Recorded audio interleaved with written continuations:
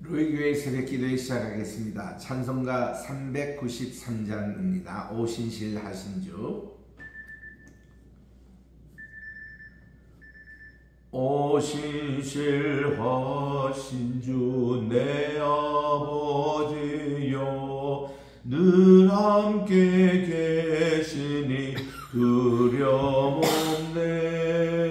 그 사랑 변찮고 날 지키시며 어제나 오늘이 한결같네.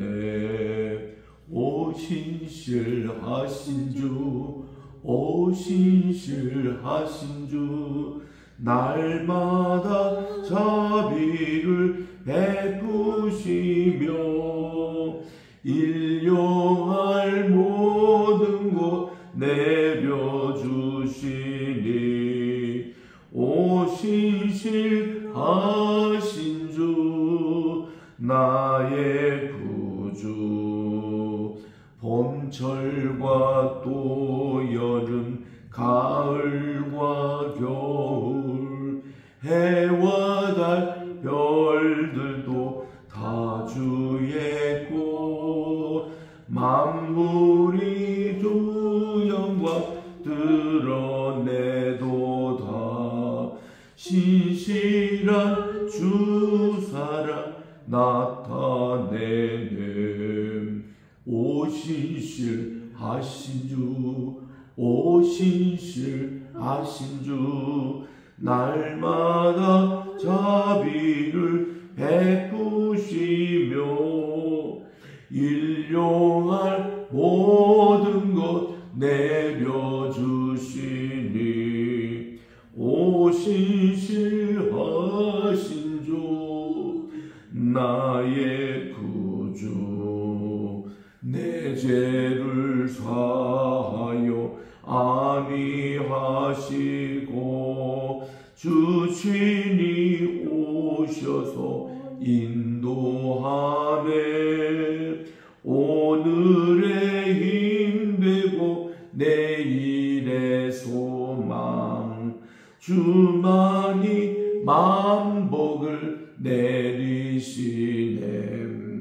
오신실하신 주, 오신실하신 주, 날마다 자비를 베푸시며 일용할 모든 것 내려주시니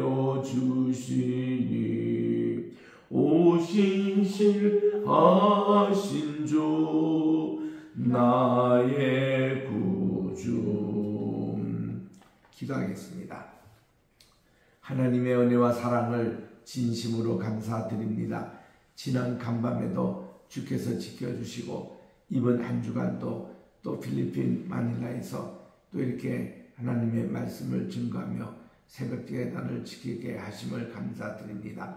오늘은 또 새로운 날 2025년 1월 10일 금요일 아침입니다. 하나님 오늘 하루도 온전히 지켜주시고 또 한국으로 귀국하는 길에도 함께해 주시옵기만을 간절히 바라고 원하며 이 모든 말씀 우리 구주 예수님의 이름으로 기도드립니다. 아멘. 하나님의 말씀은 오늘은 특별하게 무교절에 대한 내용, 출애굽기 12장 17절, 18절, 19절 석절에 있는 말씀을 제가 봉독하겠습니다. 너희는 무교절을 지키라. 이날에 내가 너희 군대를 애굽 땅에서 인도하여 내었음이니라. 그러므로 너희가 영원한 규례로 삼아 대대로 이날을 지킬지니라. 첫째 달 그 달 열 나흘째 저녁부터 21일 저녁까지 너희는 무교병을 먹을 것이며 이래 동안은 누룩이 너희 집에 발견되지 아니하도록 하라. 무릇 유교병을 먹는 자는 타국인이나 본국에 난 자들을 막론하고 이스라엘 회중에서 끊어지리라. 아멘. 오늘 이 귀한 말씀을 가지고 오늘은 여기서 사역하고 계시는 개인철 목사님께서 말씀을 증거하시겠습니다. 우리 개 목사님은 한국에서 35년을 목회를 하시고 은퇴를 하셨습니다. 그리고 지난 1년 반 전에 필리핀에 오셔서 현지 교회를 담임을 하고 계십니다. Faith Church in Nazareth, 이 나사렛 교단에서 속해 있는 이 귀한 교회에 오셔서 정말 목회를 잘하고 계시면서 특별히 이 모든 아시아권 여기에 그 선교의 교두부로 이 교회를 지금 사용하고 계십니다. 나오셔서 말씀 전하실 때 많은 은혜 받으시기 바랍니다.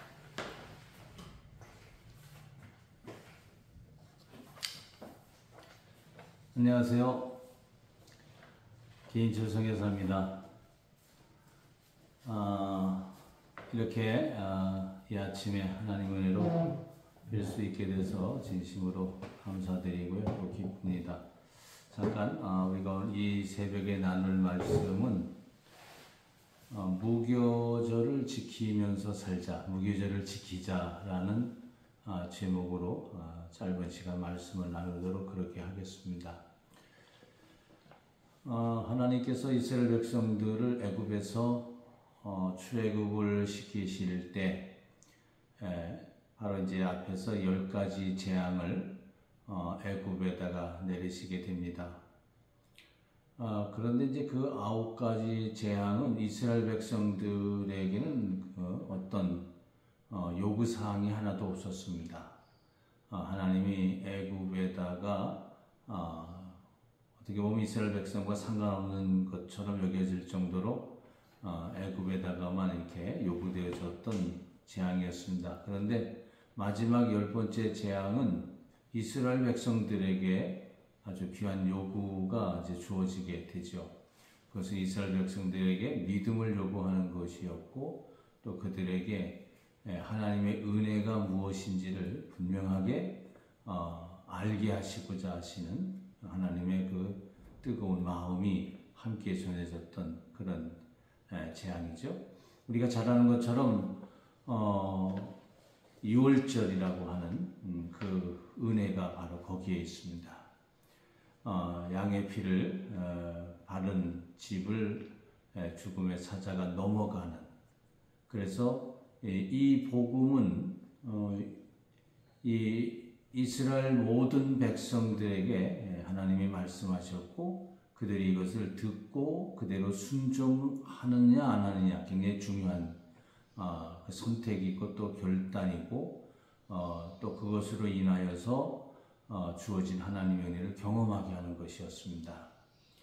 그래서 우리가 6월절과 또 무교절에 대한 내용을 우리가 잘 알고 있으니까 그것은 우리가 이 시간 지나가고 우리가 오늘 이 시간 이것을 통한 교훈만 좀 간단하게 얻으면서 우리의 삶을 좀 만들어 가길 원합니다.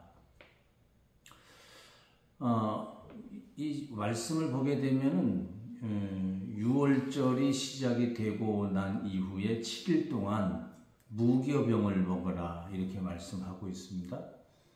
무교병은 우리가 아는 것처럼 누룩이 없는, 누룩을 넣지 않고 만든 그런 빵을 의미합니다. 아주 오래전에 제가 이스라엘 갔을 때 그 무교병을 한번 먹어봤습니다. 근데 정말 처음에 용기를 갖고 시작했는데 몇 조각 먹을 수가 없을 정도로 맛이 없었습니다. 그런데 하나님께서 이스라엘 백성들에게 무교병을 먹어라 그렇게 말씀을 하셨어요. 누룩이 들어가지 않은 빵, 누룩을 넣지 않고 만든 빵, 정말 맛이 없었고 먹는 것 자체가 고통이고 괴로움이었습니다. 그걸 먹으면 이게 무교병이구나 라는 것을 기억할 수밖에 없을 정도로 우리에게 아주 맛이 없는 것이었습니다. 저도 아주 오래전에 그걸 먹었는데도 지금도 기억하고 있으니까요. 그런데 오늘날 우리가 삶을 살아가면서 이 무교병을 먹어야 할 때가 아닌가, 이 무교병 교회가 좀 필요하고 무교병 신자가 필요한 그런 시대가 아닌가 그렇게 생각을 좀 해봅니다.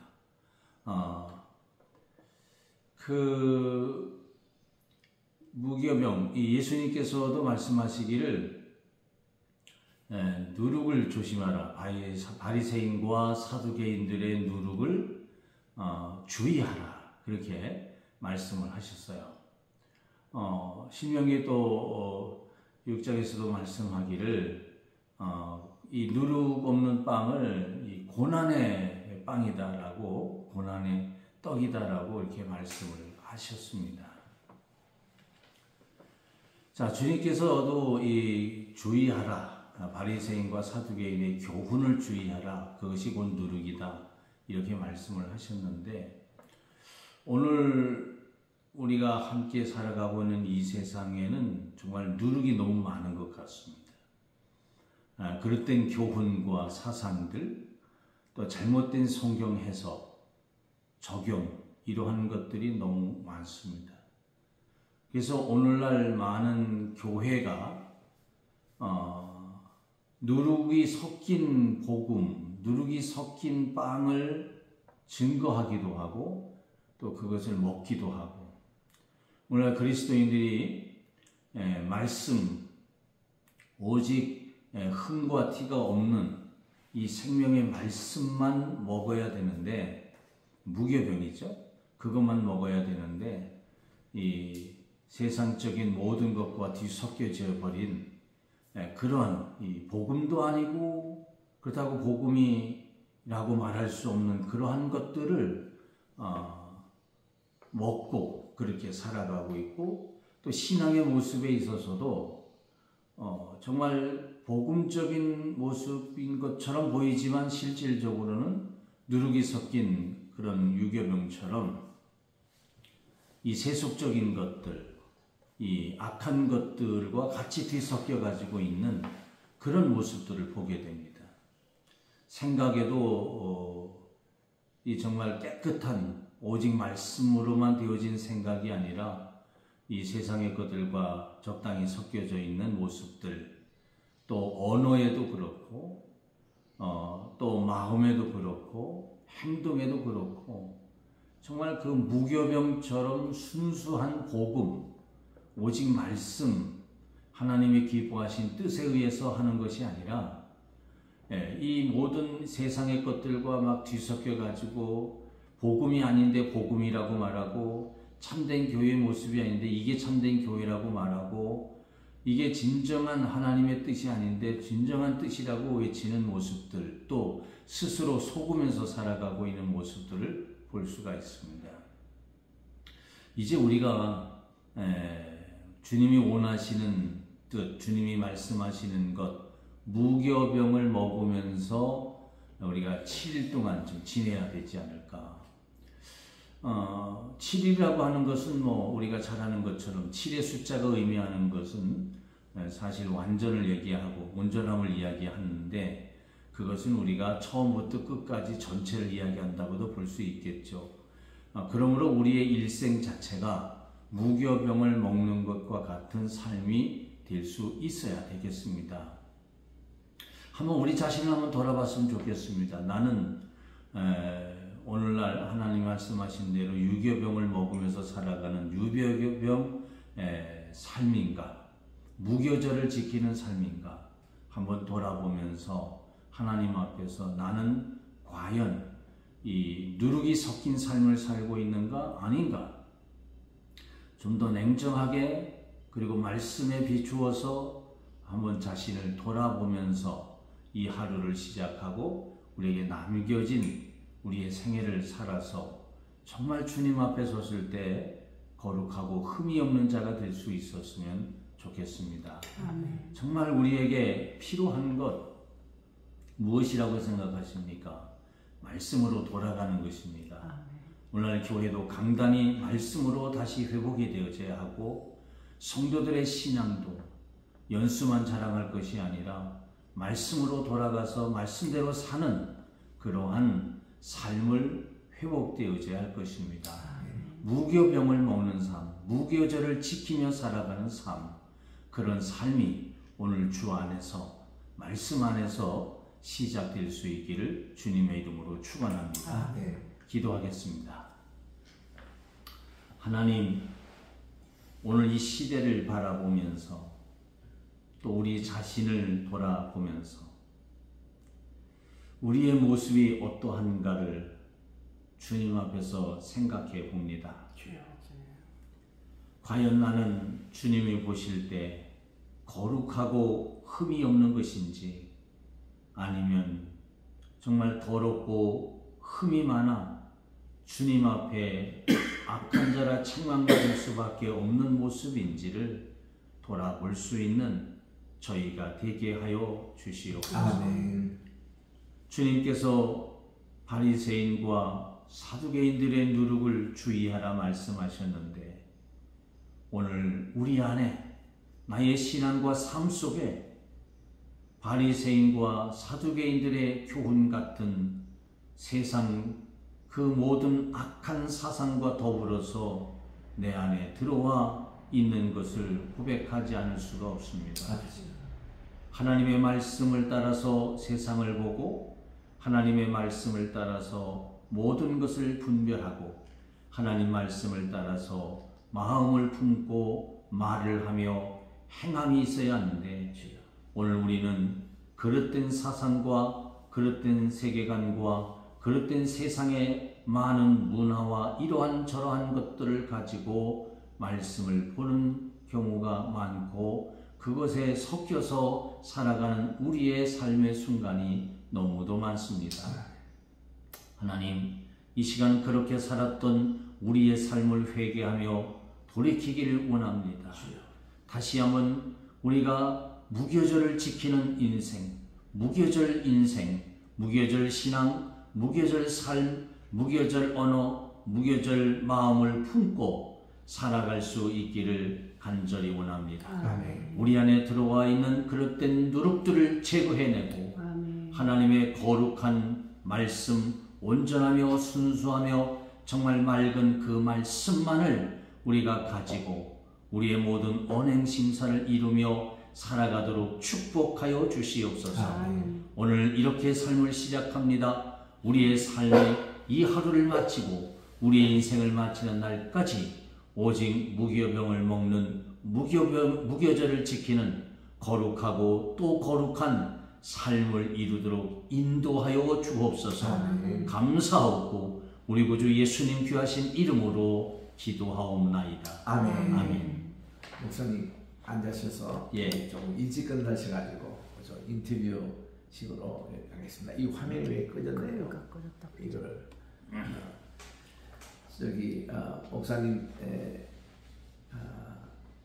35년 한국에서 목회를 하셨는데 네. 우리 한국의 침례교 신학교 나오시고 대전에 그리고 정말 사역을 이렇게 하시는 가운데 그 목회하신 그것도 조금 소개해 주시고 왜 필리핀도 또 선교를 나오게 되신 그것을 잠깐 좀 한번 소개를 해 주십시오. 네. 예, 저는 지금 총장님께서 소개해 주신 것처럼 35년 동안 한국에서 목회를 했습니다. 그러면서 이제 단기 선교를 많이 다니면서 처음부터 뭐 제가 신학교 갈 때 선교사가 되겠다고 해서 갔던 건 아니고요. 오직 목회, 그것이 그 당시는 저의 사명이었는데, 선교지를 다니면서 주님께서 저희들의 마음에 정말 그 선교에 대한 하나님의 꿈을 갖게 하셨고, 그리고 그걸 기도하게 하셨고, 그런 가운데 이제 하나님이 저희들에게 동남아에 대한 선교적 꿈을 실현할 수 있도록 그렇게 해주셨어요. 왜 그럼 동남아냐? 동남아가 다른 곳보다도 복음화율이 굉장히 정말 낮습니다. 전체적으로 보면 약 1% 정도 복음화율입니다. 동남아를 이렇게 상중하로 놓고 보게 되면 중국부 쪽으로 거의 다 불교권이 있고요. 그다음에 남쪽으로는 이슬람권입니다. 그리고 이제 중간에 필리핀이 있는데 이제 카톨릭권이죠. 이렇게 놓고 보면 다른 지역보다 선교사님들이 늦게 들어온 것도 아닌데 그럼에도 불구하고 이 불교나 이슬람, 이 카톨릭이 굉장히 강하게 자리 잡고 있어서 많은 사람들이 예수님의 복음을 알지 못하고 그대로 인생을 마치게 됩니다. 그래서 이들의 영혼을 주님께 인도하는 그 사명이 하나님께서 우리에게 주셔서 저희들이 그 목회를 제가 이제 만 65세에 하나님 앞에 약속을 했고 또 그것을 순종해서 오게 됐습니다. 그리고 이제 필리핀을 선택한 것은 이제 필리핀이 뭐 카톨릭 문화이기 때문이 아니라 이제 영어권입니다. 그래서 동남아에서 영어를 사용할 수 있는 나라가 한두 개 정도 되는데 그 중에 이제 필리핀이 가장 영어 사용이 이제 가장 이제 좀 많이 하고 있다, 대중화되어져 있다 이렇게 볼 수가 있어요. 그래서 필리핀 젊은이들을 이 사명자를 찾아서 그들을 훈련시켜서 동남아로 파송을 하고자 해서 필리핀을 일종의 이제 동남아 선교의 이제 교두부로 저희가 마련해서 이제 오게 됐습니다. 그리고 필리핀에 와서는 감사하게도 또 현지 교회를 목회할 수 있는 은혜가 주어졌고요. 저희가 생각했던 그 젊은이들을 양육하고 그들을 선교사로 훈련시켜서 동남아로 파송할 수 있는 그런 여건을 가지는 교회가 될 수 있게 됐습니다. 그래서 총장님께서 오셔서 말씀을 전해주시면서 많은 것을 죄송합니다. 많은 것을 이제 보셨는데 아주 꿈이 있고 희망이 차고 정말 이들을 잘만 훈련시키면 정말 그 동남아 선교하는데 굉장한 하나님의 자원이 될 수가 있다 하는 것을 볼 수가 있어서 참 감사하고요. 저는 이들을 잘 양육해서 이들을 하나님의 기뻐하는 그런 일꾼들로 좀 만들어 보려고 합니다. 아멘. 예. 제가 보니 교인들의 한 80% 이상이 아주 젊은 층으로 예. 굉장히 희망이 있고 지금 그 초등학교 또 중고등학생들도 상당히 많이 나오는 주초 집회도 그렇게 또 많이 나오는 그 모습, 또 열심히 찬양하고 교회를 섬기고 또 이렇게 집회를 사모하고 나오고 집회 끝나고 나서도 집에 가기를 그렇게 좋아하지 않고 교회에 남아서 정말 이렇게 친교하고 싶은 참 열망이 뜨거운 장 교회의 모습을 보게 됩니다. 고르케 목사님이 1년 반 동안 목회를 하셨나요? 본래 그 교회가 그런 모습이었습니까? 처음엔 아니었습니다. 제가 왔을 때는 교회가 사실 어떻게 보면 좀 아주 그 어려운 상황에 있었습니다. 뭐 그러니까 이제 저에게 좀 맡겨진 것 같아요, 하나님이. 그래서 와서 열심히 기도하면서 이 아이들에게 하나님의 꿈을 심고자 나름대로 이제 최선을 다하게 됐습니다. 사실 이제 저희 아이들이 살고 있는 지역에 약 2만 명의 아이들이 살고 있는데 이 아이들이 아니고 2만 명의 사람들이 살고 있는데 교회가 없습니다. 천주교 하나, 그 다음에 이단 교회 하나, 그리고 작은 건물이라도 이제 저희 교회가 유일하다 싶을 정도인데요. 우물 안의 개구리죠.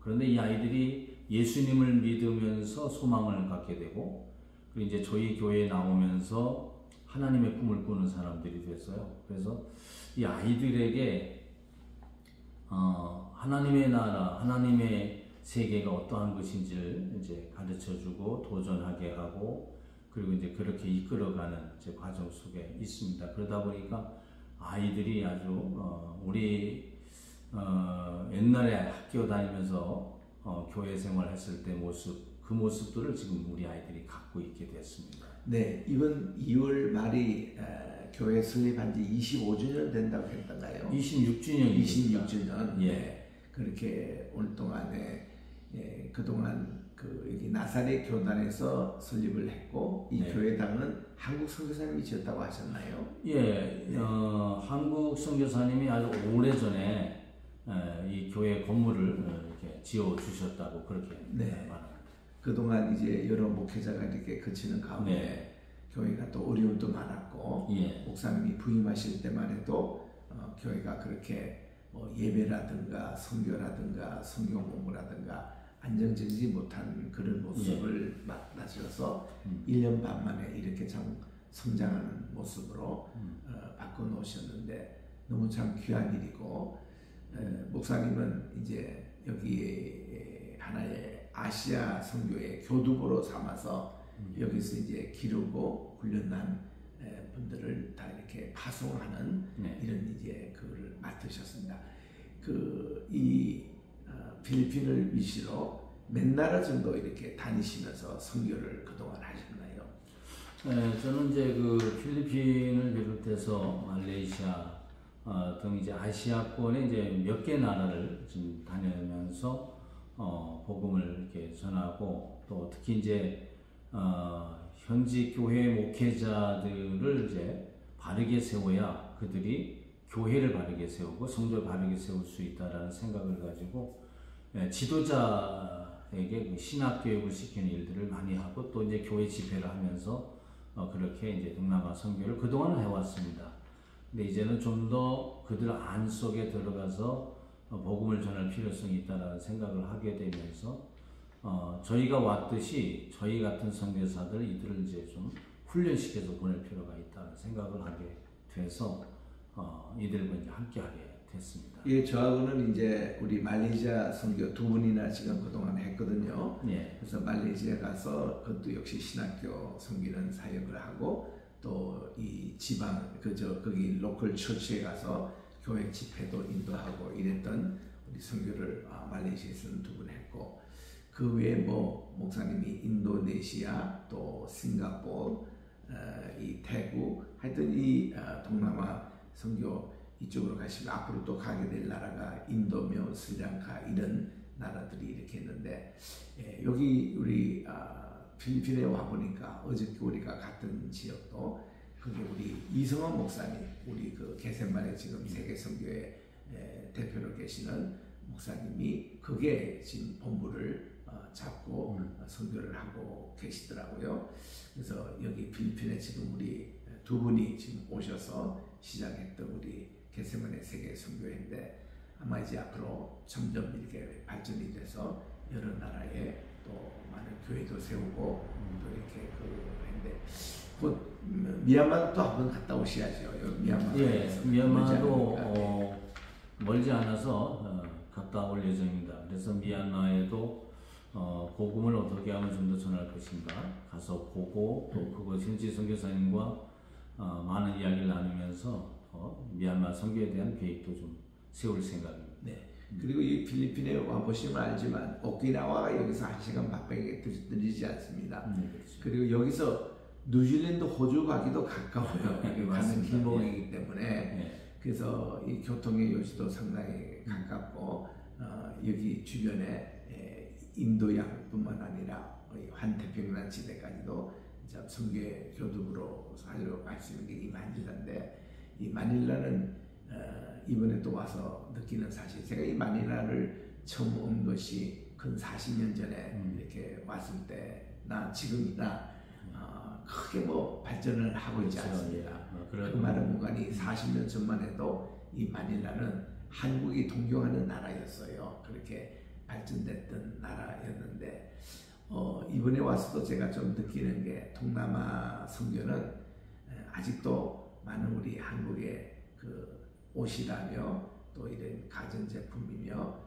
또 뭐 신발이며 이것이 와서 또 화장품이며 K 물건이 좋은 선물이 되더라고요. 예, 맞습니다. 이번에도 우리 그 한국에 집회 참여하는 분들에게 그 3kg씩 한국 쌀, 그것도 한국에서 이렇게 택배로 붙인 쌀을 나눠주는, 그래서 한 100여 명의 성도들이 얼마나 행복해하는지 모습인데, 쌀을 이렇게 나눠줘야 될 그런 정도로 이 동남아는 이 나눔의 그런 사역, 선교가 참 중요합니다.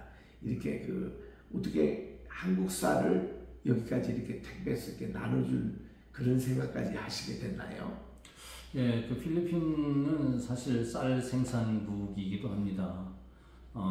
세계 쌀 수출국 중에 8위라고 하는 얘기도 제가 들은 적이 있는데, 그렇게 쌀이 생산이 되는 나라이지만 실질적으로 서민들은 쌀 자체가 굉장히 귀하고 또 비쌉니다. 그래서 쌀을 이 사람들이 충분히 먹을 수 없는 그런 상황인데, 감사하게도 이제 한국에서 그 쌀 생산하시는 분들이 좀 택배로, 이 화물이죠, 배로 이렇게 해서 보내주셔서 그것을 이제 성도들에게 전도미를 이제 이름을 붙여서, 전도미라는 이름을 붙여서 오시는 분들에게 저희가 그 쌀을 공급하고 있습니다.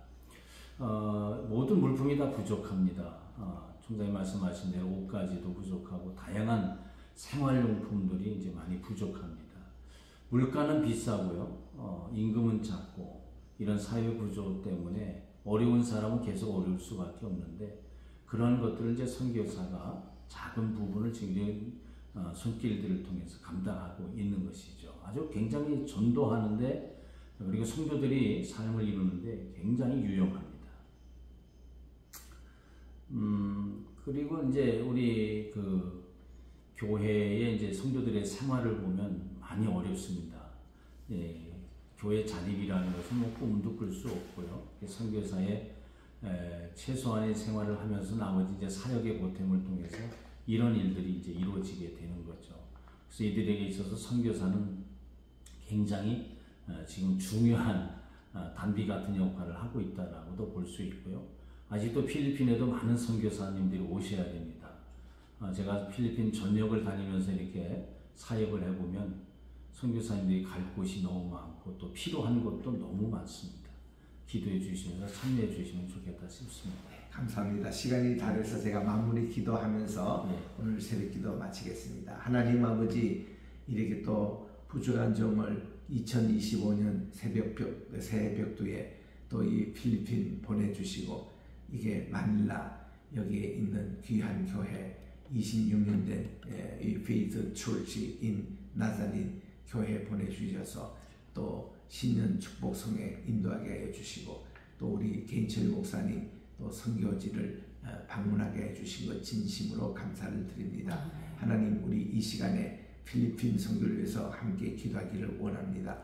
줌에 우리 같이 참여하신 우리 한국의 여러 지역에 있는 우리 성도님들 기도를 주께서 들어주시고, 뉴질랜드, 미국, 독일, 말레이시아에 계시는 우리 분들 함께 이 줌에 지금 참여하고 있으니 함께 해주시고, 지금 이 시간에 우리 미국 워싱턴 경로에서 지금 그 아틀란타를 거쳐 또 이렇게 플로리다주 트럼프 차기 대통령의 저택에 도착하고 계시는 우리 황장로님, 주께서 정말 그곳에서 한국을 위해서 기도하시며, 특별히 한국의 어려운 이 상황을 차기 미 대통령 때는 우리 트럼프 대통령과 잘 기도하며 의논하는 그 길에 좋은 열매가 이루어지게 도와 주시옵소서.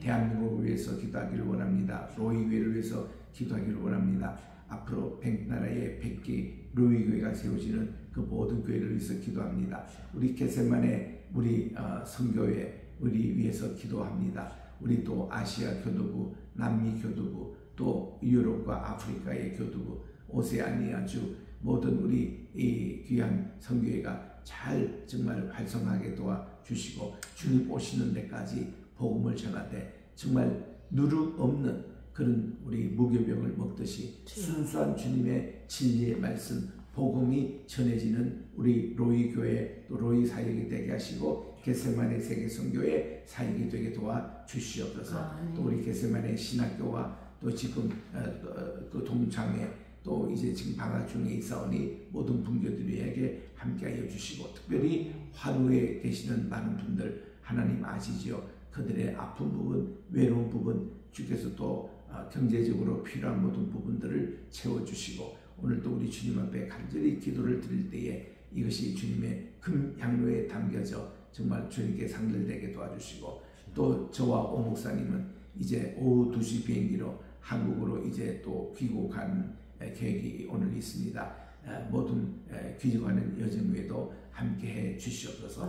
예수님의 이름으로 기도합니다. 아멘. 하늘에 계신 우리 아버지여, 이름이 거룩히 여김을 받으시오며 나라의 임하옵시오며 뜻이 하늘에서 이루어진 것 같이 땅에서도 이루어지이다. 오늘날 우리에게 일용할 양식을 주옵시고 우리가 우리에게 죄 지은 자를 사하여 준 것 같이 우리 죄를 사하여 주옵시고 우리를 시험에 들게 하지 마옵시며 다만 악에서 구하옵소서. 내게 나라와 권세와 영광이 아버지께 영원히 있사옵나이다. 아멘.